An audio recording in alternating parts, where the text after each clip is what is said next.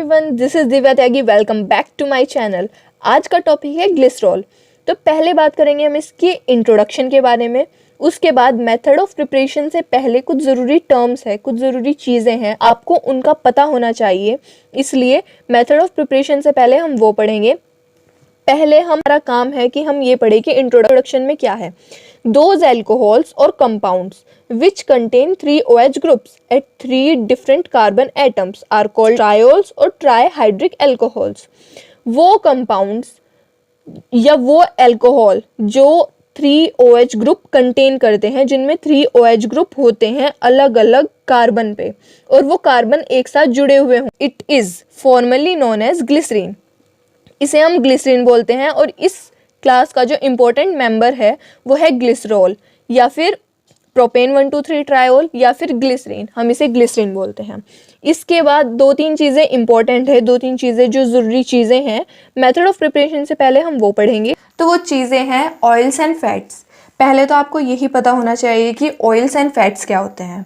तो ऑयल की जो डेफिनेशन होती है वो ये है कि an oil is any non polar chemical substance that is a viscous liquid at normal temperature and it is both hydrophobic, does not mix with water, literally water fearing, and lyophilic, mixes with other oils, literally fat loving।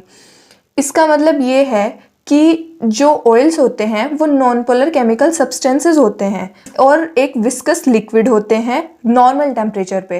ये दोनों तरीके के होते हैं। एक तो hydrophobic भी होते हैं, does not mix with water, जिनकी वाटर फियरिंग होती है, और दूसरे तरीके के होते हैं लायोफिलिक। लायोफिलिक वो होते हैं जो अदर फैट्स या अदर ऑयल के साथ मिक्स हो जाते हैं। इन्हें हम फैट लविंग भी बोल सकते हैं। अब इसमें एक वर्ड आया है नॉन पोलर। नॉन पोलर का क्या मतलब है? नॉन पोलर का ये मतलब होता है कि जिनका कोई भी पोल नहीं होता। पोल ये वाला पोल नहीं, ये वाला पोल।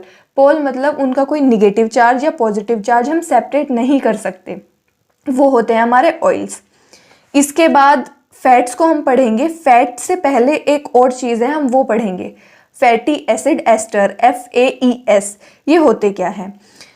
ये होते हैं fatty acid esters are a type of esters that result from the combination of a fatty acid with an alcohol. When alcohol component is glycerol, the fatty acid ester can be monoglyceride, diglyceride and triglyceride. Dietary fats are chemically triglycerides.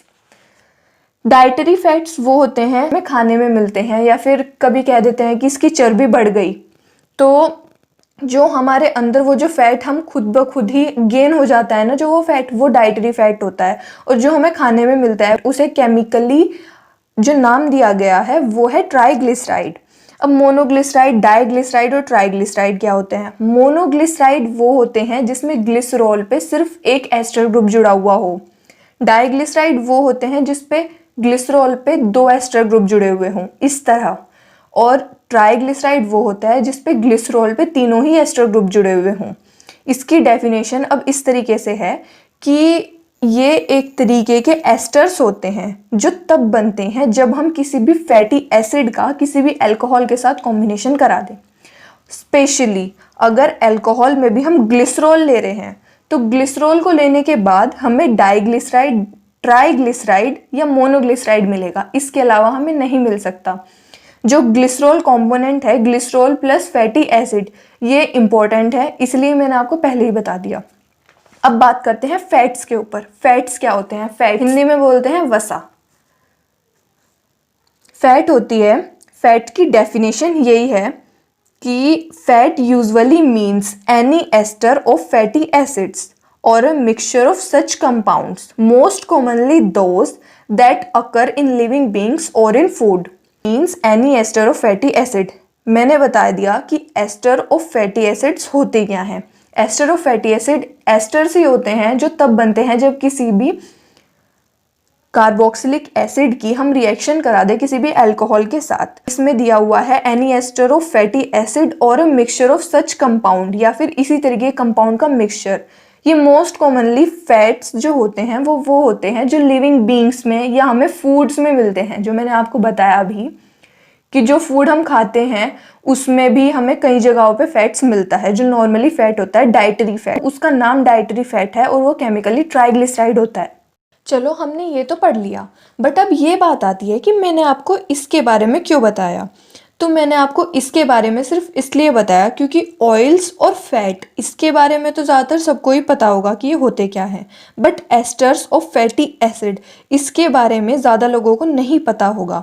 और ये जो topic है glycerol, ये BSc second year के लिए most important topic है। ये long question में आता है और इसके शॉर्ट क्वेश्चन भी बन जाते हैं, मतलब 2-2 नंबर में तो आएगा ही, बट लॉन्ग में भी आ सकता है। ये बहुत ज़्यादा इम्पॉर्टेंट है, इसलिए इसको डीपली पढ़ना ज़्यादा ज़रूरी है। तो ये तो हो गई बाहर की डेफिनेशंस। अब चलते हैं बुक की तरफ कि बुक में क्या डेफिनेशन दी गई है। बुक की डेफिनेशन ये है कि from oils and fats, oils and fats are the triesters of glycerol with higher fatty acids like stearic acid, palmitic acid and oleic acid.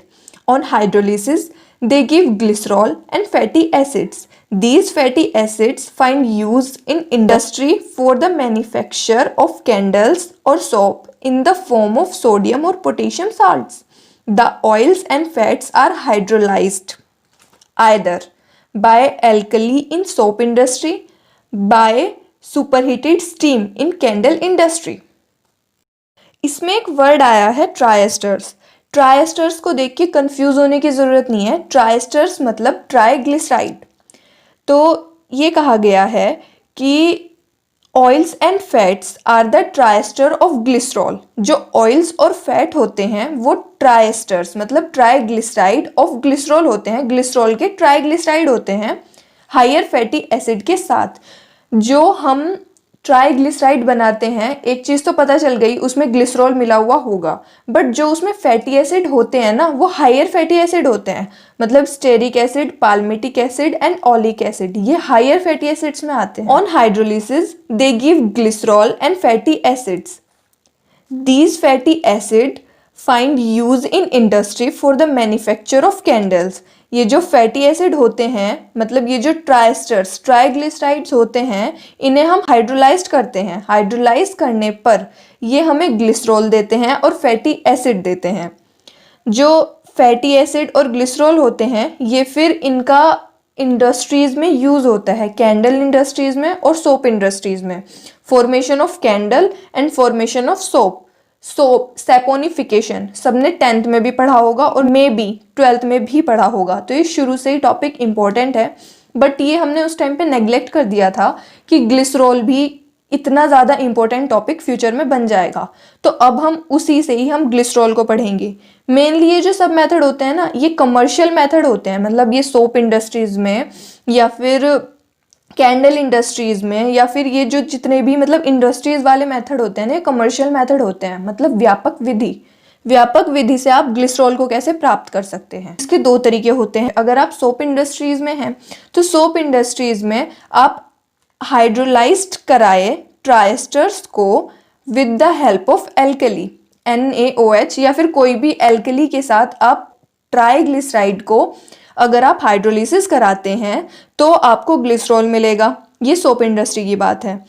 और कैंडल इंडस्ट्रीज़ में है तो आपको सुपरहीटेड स्टीम देनी पड़ेगी। सुपरहीटेड स्टीम वो हम आगे पढ़ेंगे कि सुपरहीटेड स्टीम होती क्या है।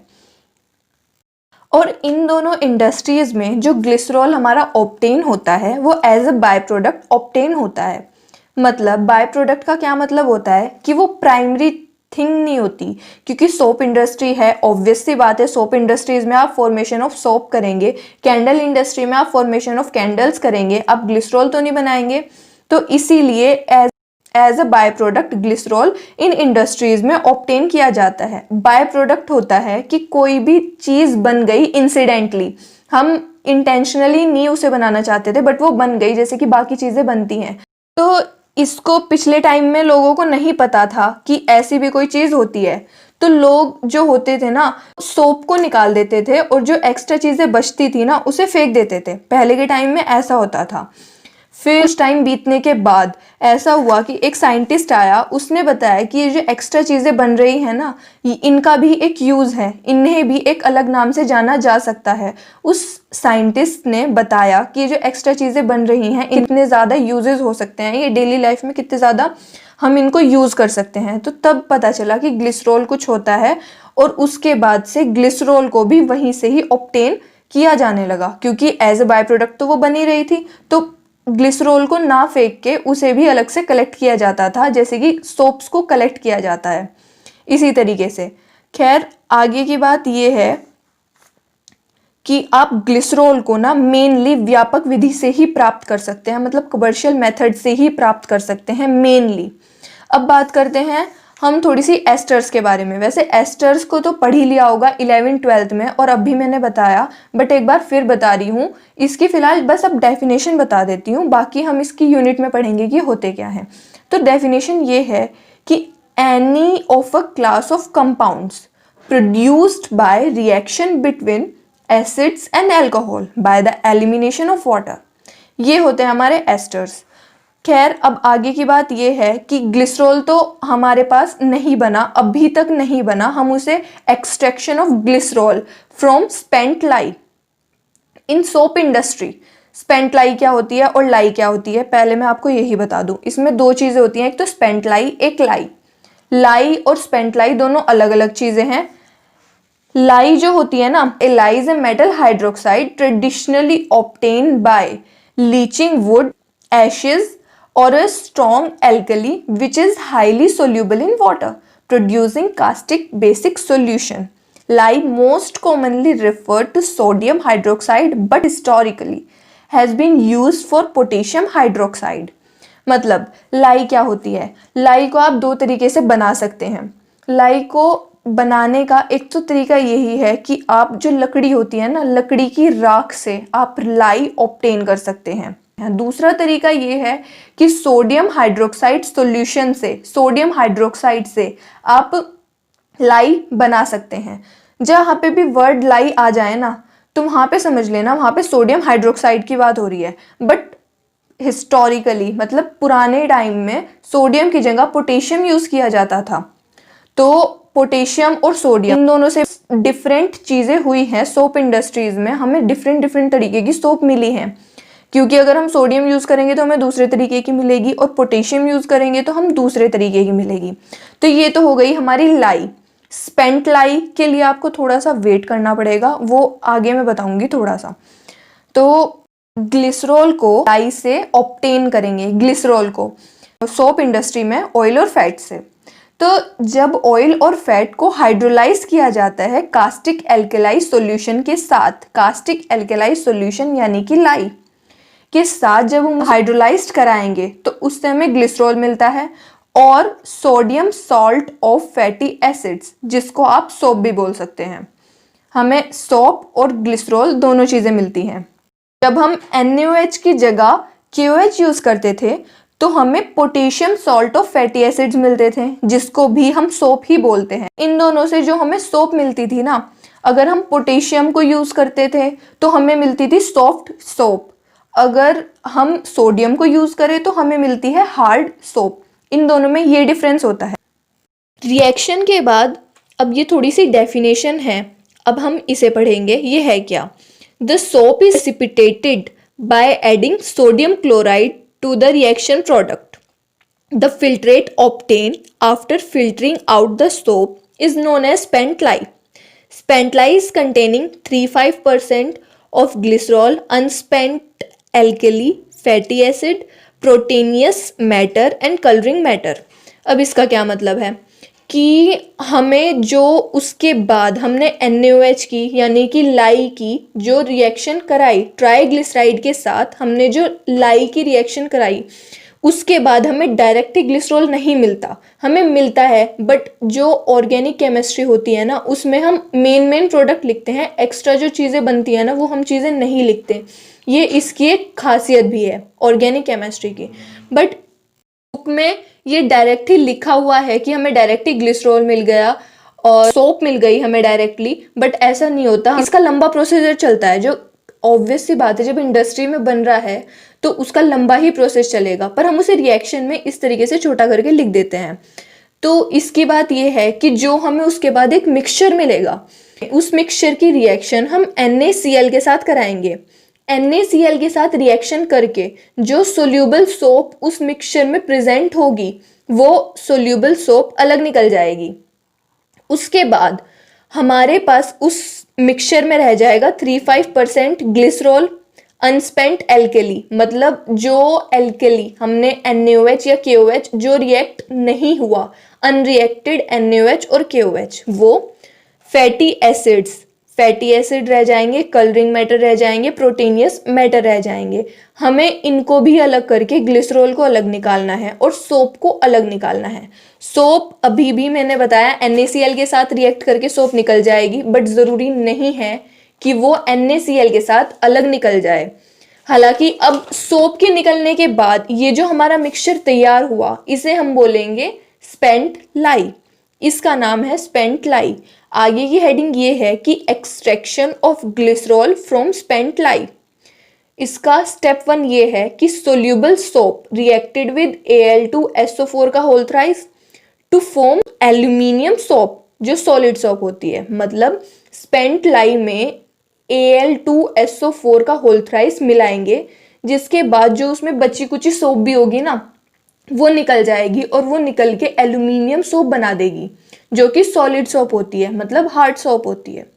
उसके बाद सेकंड स्टेप ये है कि spent lye reacted with HCl to remove NaOH और KOH। एग्जाम्पल, जैसे कि स्पेंट लाई जो बच गया ना हमारे पास, उसकी हम रिएक्शन कराएंगे HCl के साथ। HCl के साथ उसकी रिएक्शन कराने के बाद जो भी हमारे पास अनरिएक्टेड NaOH और KOH बचता है ना, वो उसके साथ रिएक्शन करके अलग निकल जाएगा। NaOH plus HCl is equal to NaCl plus H2O। ये स्टेप 2 हो गया। अब हमारी अनरिएक्टेड NaOH और KOH भी निकल गया, सोल्यूबल सोप भी निकल गई। अब हमारे पास उसमें कम चीज़ें रह गई, जैसे कि इम्प्योरिटीज, ग्लिसरॉल या फैटी एसिड, ये चीज़ें रह गई। स्टेप 3 ये होगा कि ये जो मिक्सचर है ना, इसे एक बड़े से टैंक में ट्रांसफ़र कर दिया जाता है, जहाँ पे मोस्ट ऑफ द इम्प्योरिटीज़ जो होती है ना, वो या तो नीचे बैठ जाती हैं या फिर सेपरेट हो जाती हैं। उसके बाद आता है स्टेप 4। मतलब उस टैंक में जो भी हमारे पास स्पेंट लाई बच गया, क्योंकि जो इम्प्योरिटीज़ हैं वो तो नीचे बैठ गई, कुछ सेपरेट हो गई, तो उसे फिर अलग कर लिया जाता है जो हमारे पास बच गया, और उसे फिर रिड्यूस्ड प्रेशर में, मतलब उसे कम दबाव वाली जगह पर रखा जाता है, जिससे हमें बाद में 90% ग्लिसरॉल मिलता है। 90%, 100% यहाँ पे भी नहीं, बट हमें 90% मिल जाता है ग्लिसरॉल।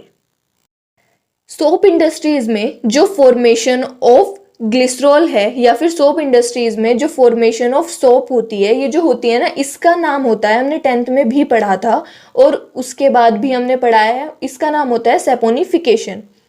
अब हमने सैपोनिफिकेशन तो पढ़ लिया, अब हम बात करेंगे कैंडल इंडस्ट्रीज में हम ग्लिसरॉल को कैसे ऑब्टेन कर सकते हैं। Glycerol from the sweet water of candle industry. Glycerol को हम कैंडल इंडस्ट्री में फॉर्म करेंगे with the help of sweet water. अब स्वीट वाटर क्या होता है आपको आगे पता चल जाएगा। फिलहाल इसकी बुक में डेफिनेशन ये है कि candles are prepared by a mixture of wax and stearic acid. The stearic acid needed for this purpose is obtained by the hydrolysis of fats and oils with superheated steam using dilute H2SO4 as a catalyst. These fatty acids are usually solid which are removed by filtration. Definition को समझते हैं कि इसमें कहा क्या गया है। इसमें ये कहा गया है कि कैंडल्स को प्रिपेयर करने के लिए हमें एक मिक्सचर की ज़रूरत होती है, जिस मिक्सचर में होता है वैक्स और स्टेरिक एसिड। वैक्स यानी कि मोम और स्टेरिक एसिड। बट जो स्टेरिक एसिड हम इसमें यूज़ करेंगे वो नॉर्मल स्टेरिक एसिड यूज़ नहीं करेंगे। इसमें जो हम स्टेरिक एसिड यूज़ करेंगे वो हमें खुद ही प्रिपेयर करना पड़ेगा। उसे प्रिपेयर करने के ये तरीके हैं कि stearic acid needed for this purpose is obtain by the hydrolysis of fats and oil. मतलब हम फैट और ऑयल की, मतलब जो हमारे पास फैट्स या ऑयल हैं उनकी हम हाइड्रोलिसिस कराएंगे, जिसमें H2SO4 dilute H2SO4 as a catalyst work करेगा। सुपर हीटेड स्टीम पे dilute H2SO4 as a catalyst work करेगा। फैट और ऑयल की हाइड्रोलिसिस कराएंगे जिससे उसमें जो मौजूद तेल है वो निकल जाएगा। उसके बाद वो रह जाएगा फ्री फैटी एसिड। तो ये फ्री फैटी एसिड होगा ना, ये सॉलिड होगा, ये फिल्ट्रेशन से रिमूव कर दिया जाएगा। इसके बाद जो हमारा फिल्ट्रेट बचेगा उसे कहेंगे हम स्वीट वाटर। अब जो हमारा फिल्ट्रेट बचेगा उसे कहेंगे हम स्वीट वाटर। बट ज़रूरी तो नहीं है कि हमारा वो बिल्कुल ही 100% बाहर निकल जाए, थोड़ा बहुत तो रहता ही है। हमने इतने ज़्यादा प्रोसेस किया, सैपोनिफिकेशन में भी इनकी सॉप की भी फॉर्मेशन की थी, ग्लिसरॉल की भी फॉर्मेशन की थी, हमने उसमें इतने ज़्यादा स्टेप्स किए, फिर भी हमें 90% ही ग्लिसरॉल मिला, 100% नहीं मिला। तो इसमें भी थोड़ा बहुत हमें फ्री फैटी एसिड रह जाएगा। बट जो सॉलिड होगा ना, जो सॉलिड फैटी एसिड होगा वो निकलेगा, जो सॉलिड नहीं होगा वो नहीं निकलेगा। तो जो फिल्ट्रेट रह जाएगा वो हमारे पास रह जाएगा स्वीट वाटर, उसे कहेंगे हम स्वीट वाटर। इसमें क्या होगा, ग्लिसरॉल होगा, वाटर होगा और फ्री फैटी एसिड्स होंगे।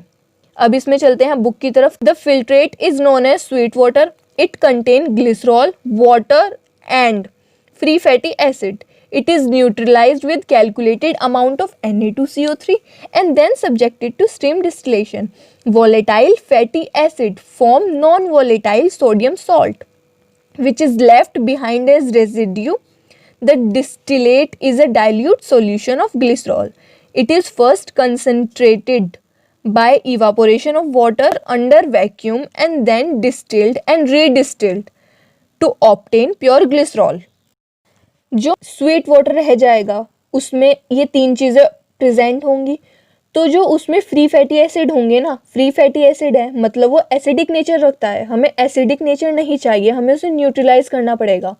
हम उसे न्यूट्रलाइज कैसे कर सकते हैं, उसमें बेस डाल के, और बेस भी ज़्यादा नहीं या कम नहीं, बिल्कुल उतने ही अमाउंट का, इसलिए यहाँ पे वर्ड आया है कैलकुलेटेड अमाउंट।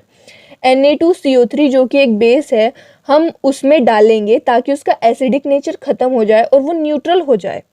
उसके बाद हम उसकी स्टीम डिस्टिलेशन कराएंगे। जो वोलेटाइल फैटी एसिड होगा, वोलेटाइल फैटी एसिड, वोलेटाइल मतलब गाढ़ा, जो गाढ़े फैटी एसिड्स होंगे वो non volatile sodium salt form करेंगे जो कि पीछे एक रेजिड्यू की तरह रह जाएगा। नॉन वोलेटाइल मतलब पतला, पतला सोडियम का घोल फॉर्म करेंगे। जो गाढ़े फैटी एसिड होंगे वो एक पतला सोडियम का घोल फॉर्म करेंगे जिसको एज ए रेजिड्यू छोड़ दिया जाता है। रेजिड्यू मतलब जैसे कि चाय छानते हैं ना हम, तो जो चाय छलनी में चाय पत्ती रह जाती है वो होती है रेजिड्यू। उसके अलावा जो होता है हमारा होता है डिस्टिलेट, तो ये एज ए रेजिड्यू छोड़ दिया जाता है। फिर जो हमारा डिस्टिलेट बचता है, ग्लिसरॉल का एक पतला घोल होता है, इसे पहले पानी के इवापोरेशन की मदद से खाली किया जाता है। मतलब वैक्यूम में हम इवापोरेशन के प्रोसेस की हेल्प से इसमें जो पानी बचा रहता है ना, इसे गाढ़ा करने के लिए, ग्लिसरॉल को गाढ़ा करने के लिए जो इसमें पानी बचता है उसे इवापोरेशन की मदद से पानी को अलग कर देंगे। वैक्यूम में जो पानी होगा उसे हम अलग इकट्ठा करते रहेंगे। सुपर हीटेड स्टीम इसलिए कही गई है इसमें, उसमें एक बार डिस्टिल करके, मतलब एक बार उसमें इवापोरेशन की मदद से पानी को भाप बना के उड़ा देंगे, फिर दोबारा भी सेम प्रोसेस को 2-3 बार रिपीट करेंगे जब तक कि हमें ग्लिसरॉल का गाढ़ा घोल नहीं मिल जाता, ग्लिसरॉल हमें कंसंट्रेटेड तरीके से नहीं मिल जाता। तो इस तरीके से हम फॉर्म करते हैं कैंडल इंडस्ट्रीज में ग्लिसरॉल को। अब इसका एक और मेथड है, मतलब है तो कितने ही, आप कितने भी पढ़ सकते हैं, बट बुक में जो दिया गया है वो एक और है, by the fermentation of sugars. Sugar को फर्मेंट करके हम ग्लिसरॉल को प्राप्त कर सकते हैं। तो इसकी बुक की डेफिनेशन ये है कि during alcoholic fermentation of sugar about 3% of glycerol is formed. मतलब जब हम शुगर की एल्कोहलिक फर्मेंटेशन करते हैं तो हमें उससे 3% ग्लिसरॉल मिलता है। एल्कोहलिक फर्मेंटेशन मतलब किसी भी अल्कोहल की मदद से हम शुगर को फर्मेंट करते हैं तो उससे हमें 3% ग्लिसरॉल मिलता है। एक साइंटिस्ट हैं, a German chemist observed that if the fermentation of sugar is carried out in presence of Na2SO3, the yield of glycerol can be increased up to 25%. The fermented liquid is then subjected to fractional distillation to obtain glycerol. एक German chemist ने ये observe किया कि अगर हम sugar की alcoholic fermentation ना करा के हम उसकी फर्मेंटेशन कराएं Na2SO3 के साथ, तो उससे हमें ग्लिसरॉल को प्राप्त करने की, ग्लिसरॉल को ऑब्टेन करने की, हमें ग्लिसरॉल को मिलने की जो पॉसिबिलिटीज़ है वो बढ़ जाएगी और हमें ग्लिसरॉल ज़्यादा मिलेगा। और उसके बाद जो फर्मेंटेड लिक्विड होगा उसकी हम फ्रैक्शनल डिस्टिलेशन कराएंगे। फ्रैक्शनल डिस्टिलेशन यही जो हम अभी ऊपर हमने किया, जो लिक्विड बच गया था, पतला घोल बच गया था जो हमारा ग्लिसरॉल का, उसमें पानी था, उससे हमने पानी को भाप बना के उड़ाया, वो फ्रैक्शनल डिस्टिलेशन ही होती है। बुक की डेफिनेशन ये है कि सुक्रोज लिया, सुक्रोज को फर्मेंट किया यीस्ट ने, उससे हमें ग्लूकोज और फ्रक्टोज मिला, फिर उसकी फर्मेंटेशन कराई Na2SO3 के साथ जिसमें भी यीस्ट है, फिर हमें मिल गया ग्लिसरॉल और बाकी चीज़ें और थोड़ी सी मिली, इन्हें आप बुक की रिएक्शन से इससे देख लें। यीस्ट क्या होता है, यीस्ट हमने क्यों यूज़ किया, हम डायरेक्ट भी इसे ऐसे ही कर सकते थे, लेकिन यीस्ट जो होता है ना वो शुगर को फर्मेंट कर देता है बहुत अच्छे से। बुक की डेफिनेशन देख लें, अल्कोहलिक फर्मेंटेशन ना करके हमने Na2SO3 की प्रेजेंस में शुगर की फर्मेंटेशन की जिससे हमें ग्लिसरॉल मिला। अब ये तो हो गए हमारे सारे कमर्शियल मेथड कि हम इंडस्ट्रीज में ग्लिसरॉल को कैसे ऑब्टेन कर सकते हैं। अब बात करते हैं सिंथेटिक मेथड पे कि हम सिंथेटिक मेथड से किस तरीके से ग्लिसरॉल को ऑब्टेन कर सकते हैं। वैसे बुक में भी है बट उसके अलावा है एक, थोड़ा सा इजी है बट थोड़ा सा लंबा है। आप अगर उसे याद करना चाहे तो आप उसे भी याद कर सकते हैं। वो मुझे तो थोड़ा इजी लगा और याद करने के लिए इसलिए मैं कह रही हूँ क्योंकि आगे भी रिएक्शन कुछ हैं इस चैप्टर में, कुछ इतने ज़्यादा इंपॉर्टेंट रिएक्शन हैं जो एग्जाम में आएंगी और अगर आप इसे याद करेंगे तो वो ज़्यादा अच्छे से याद रहेंगी। Method of preparation of glycerol. Step 1, acetone into propene. Acetone से आपको प्रोपीन बनाना है। एसीटोन से आप प्रोपीन कैसे बनाएंगे, इसके लिए मैं आपको ये बता रही हूँ कि एसीटोन का फॉर्मूला ये रहा +H2 और निकिल की प्रेजेंस में, निकिल कैटलिस्ट की प्रेजेंस में जब हम इन दोनों की रिएक्शन कराएंगे तो हमारे पास बन जाएगा आइसोप्रोपाइल अल्कोहल। एक H कार्बन के पास चला जाएगा, एक H ऑक्सीजन के पास चला जाएगा, आइसोप्रोपाइल अल्कोहल बन गया। इसकी फिर हम रिएक्शन कराएंगे, इसको हम हीट करेंगे कंसंट्रेटेड H2SO4 के साथ। कंसंट्रेटेड H2SO4 के साथ जब हम इसे हीट करेंगे तो H2O अलग निकल जाएगा और हमें मिलेगा प्रोपीन। ये स्टेप क्लियर। सेकंड स्टेप है प्रोपीन इनटू एलाइल अल्कोहल। जो हमारा प्रोपीन है, प्रोपीन प्लस Cl2, इसकी ये हम रिएक्शन कराएंगे सनलाइट की प्रेजेंस में, HNu। सनलाइट की प्रेजेंस में जब हम इसकी रिएक्शन कराएंगे तो हमें मिलेगा एलाइल क्लोराइड। एलाइल क्लोराइड की हम रिएक्शन कराएंगे NaOH के साथ। NaOH की जब हम इसके साथ रिएक्शन कराएंगे तो हमें मिलेगा allyl alcohol plus NaCl। I think ये स्टेप भी क्लियर। और ये वाला स्टेप मोस्ट इंपॉर्टेंट है, मतलब प्रोपीन से एलाइल अल्कोहल आप कैसे बना सकते हैं। एक तो हो गया एसीटोन से प्रोपीन आप कैसे बना सकते हैं, छोटे छोटे से स्टेप। एक हो गया प्रोपीन से एलाइल अल्कोहल, और प्रोपीन से एलाइल अल्कोहल बहुत ज़्यादा इंपॉर्टेंट है, आता ही है, लगभग हर साल ही रिपीट होता है। इसके अलावा थर्ड स्टेप है allyl alcohol into glycerol. Allyl alcohol हमारा बन गया, इसकी हम रिएक्शन कराएंगे हाइपोक्लोरियस एसिड के साथ। हाइपोक्लोरियस एसिड के साथ इसकी रिएक्शन जब हम कराएंगे तो हमें मिलेगा प्रोपेन क्लोरोहाइड्रेन। प्रोपेन क्लोरोहाइड्रेन, इसकी फिर हम रिएक्शन कराएंगे एक्वस NaOH के साथ। एक्वस NaOH के साथ जब हम इसकी रिएक्शन कराएंगे तब हम मिलेगा ग्लिसरॉल प्लस NaCl। ये हो गए 3 स्टेप। ये सिंथेटिक मेथड है ग्लिसरॉल को फॉर्म करने का। ये थोड़ा इजी है, लंबा है बट इजी है। मेथड ऑफ प्रिपरेशन पढ़ने के बाद अब हम पढ़ेंगे इसकी फिजिकल प्रॉपर्टीज। फिजिकल प्रॉपर्टीज क्या है? Glycerol is a viscous liquid. Viscous मतलब गाढ़ा।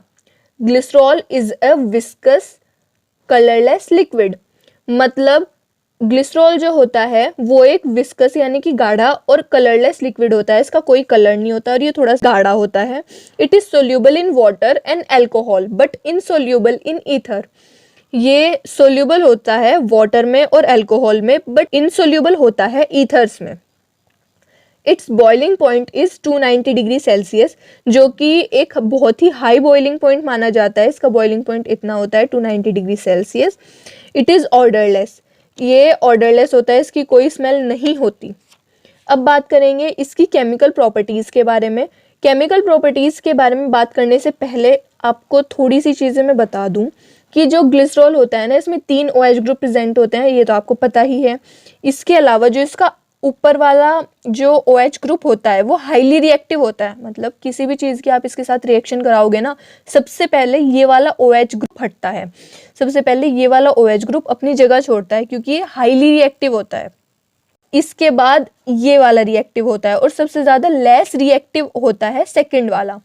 जो ज़्यादा स्टेबल होगा वो लेस रिएक्टिव होगा, और जो लेस स्टेबल होगा वो मोर रिएक्टिव होगा। ये इसकी थोड़ी सी प्रॉपर्टीज़ हैं, और आपको ये पता भी होना चाहिए। और सबसे पहले जो इसकी रिएक्शन होती है ना, सबसे पहले ग्लिसरॉल जो रिएक्ट करता है वो सबसे पहले ऊपर वाला ही OH रिप्लेस होता है। ग्लिसरॉल के पास 2 प्राइमरी अल्कोहलिक ग्रुप होते हैं, एक सेकेंडरी अल्कोहलिक ग्रुप होता है। सेकेंडरी अल्कोहलिक ग्रुप सिर्फ एक होता है, वो बीच वाला, वो जो ज़्यादा स्टेबल है वही वाला, और बाकी के ये जो 2 होते हैं प्राइमरी अल्कोहलिक ग्रुप होते हैं। ठीक है, इसके बाद हम इसकी रिएक्शन कराएंगे विद सोडियम। 2 कंडीशन है, या तो आप इसे बुक के अकॉर्डिंग कर ले, या फिर आप इसे इस तरीके से कर ले, इस तरीके से कर ले चाहे उस तरीके से कर ले, बात एक ही है, आपको बस समझने की बात है।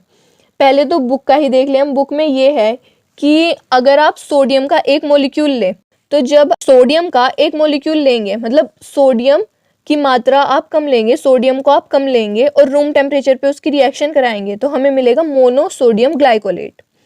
फिर उसी की रिएक्शन हाई टेम्परेचर में थोड़े से और सोडियम के साथ कराएंगे, तो हमें मिलेगा डाइसोडियम ग्लाइकोलेट। बुक में ये है।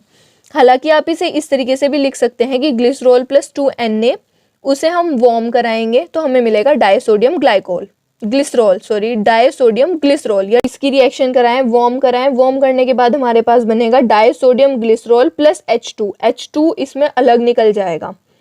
इसके बाद इसकी रिएक्शन है रिएक्शन विद PCl5। अगर आपने ध्यान दिया हो तो मैंने रिएक्शन विद PCl5 पहले भी बताया था कि कोई भी अल्कोहल हो, जब उसकी PCl5 या PCl3 के साथ रिएक्शन कराई जाए तो आपको यही चीज़ें मिलेंगी, एक्स्ट्रा चीज़ें नहीं मिलेंगी। अगर आपने वो टॉपिक ना देखा हो, वो वीडियो ना देखी हो, तो मैं उसका लिंक आपको डिस्क्रिप्शन में दे दूंगी, आप वहाँ से जाके उसे देख ले। फिलहाल बात करते हैं PCl5 के साथ। PCl5 तो ग्लिसरॉल प्लस 3 PCl5, 3 मॉलिक्यूल लेने का मतलब सिर्फ इतना ही है, हमारे पास 3 OH ग्रुप है जिसको हमें रिप्लेस करना है। इसलिए उसके बाद जब हम उसकी रिएक्शन कराएंगे 3 PCl5 के साथ, तो हमें मिलेगा glycerol trichloride plus 3 POCl3 plus 3 HCl।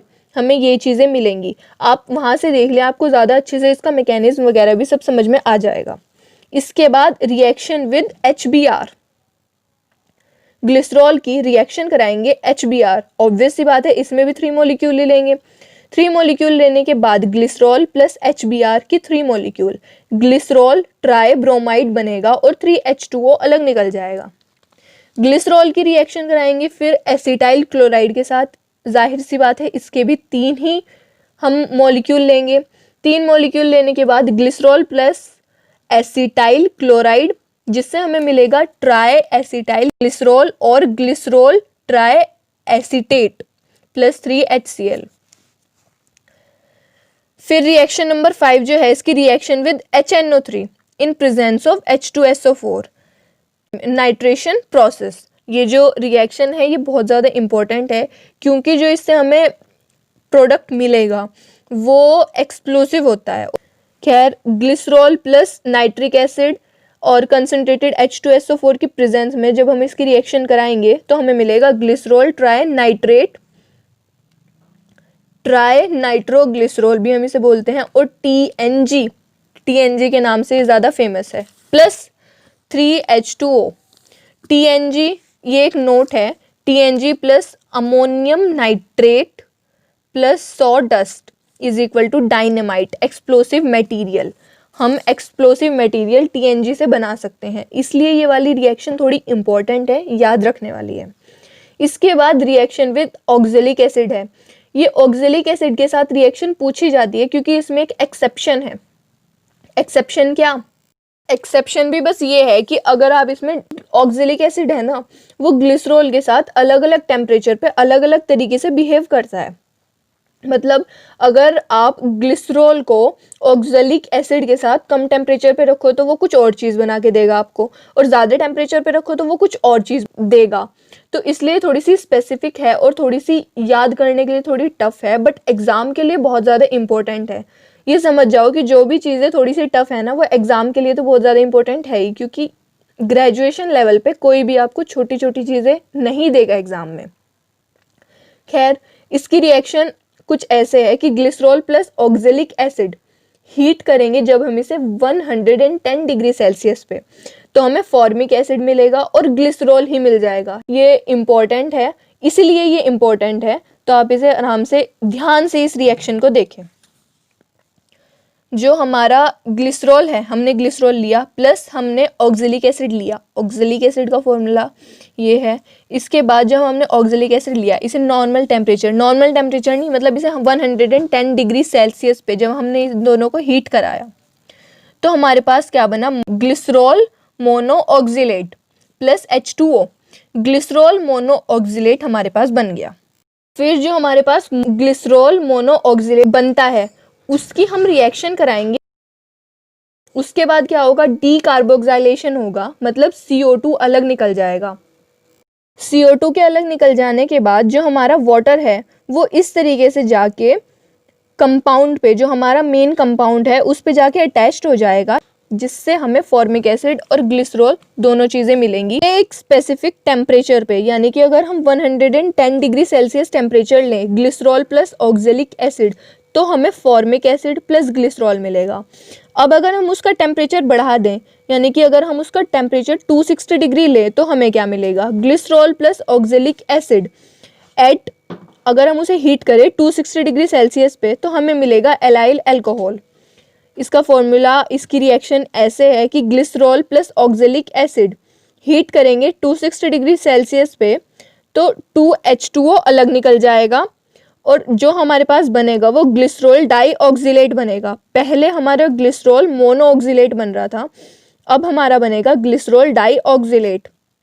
फिर हम उसे हीट कराएंगे उतने ही टेम्परेचर पे दोबारा 260 डिग्री सेल्सियस पे। इस पे भी कार्बोक्सिलेशन ही होगा। कार्बोक्सिलेशन होने के बाद allyl alcohol plus CO2, 2CO2, ये दोनों चीज़ें बनेंगी।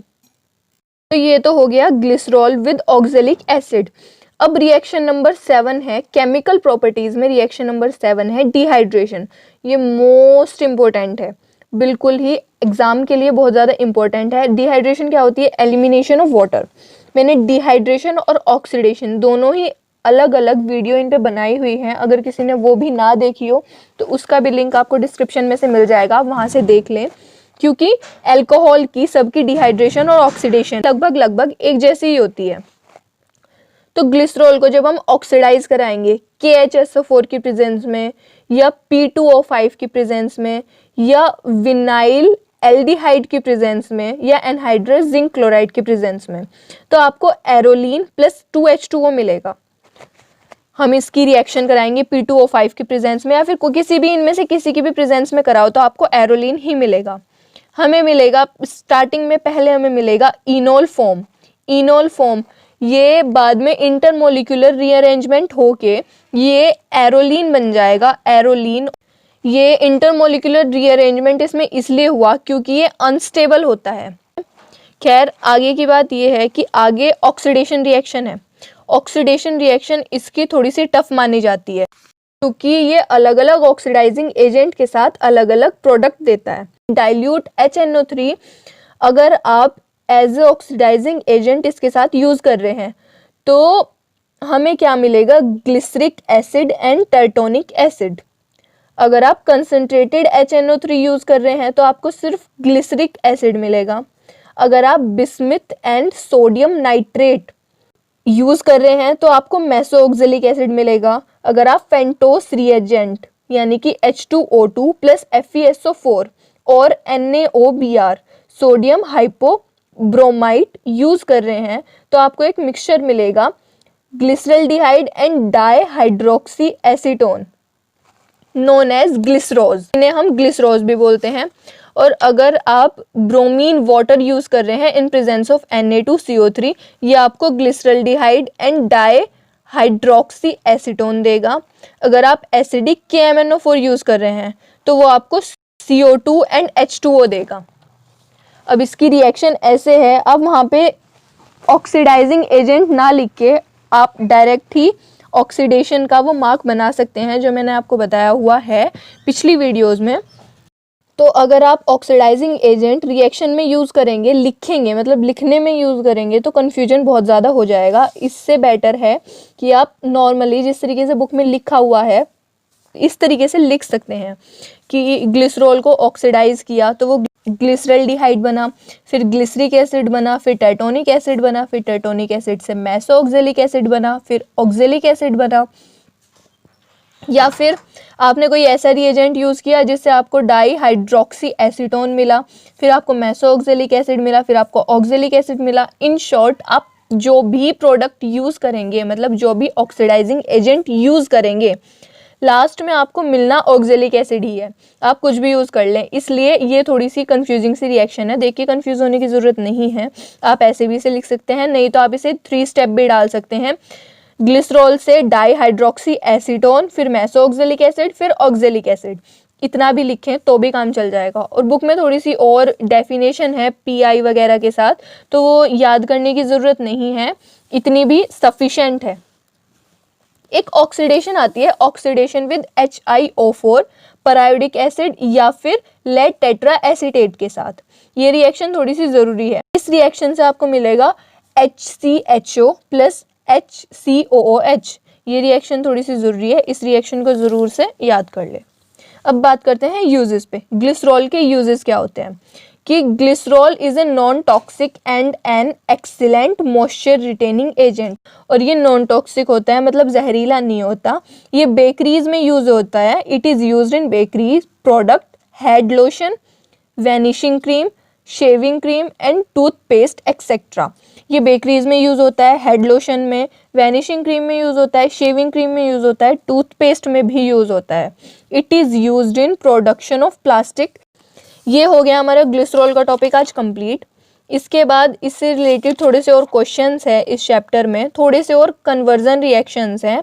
इससे अगली जो वीडियो होगी वो होगी कन्वर्जन रिएक्शंस के ऊपर। उसके बाद थोड़े से क्वेश्चंस हैं जो आ सकते हैं प्रीवियस ईयर के, वो कराए जाएंगे।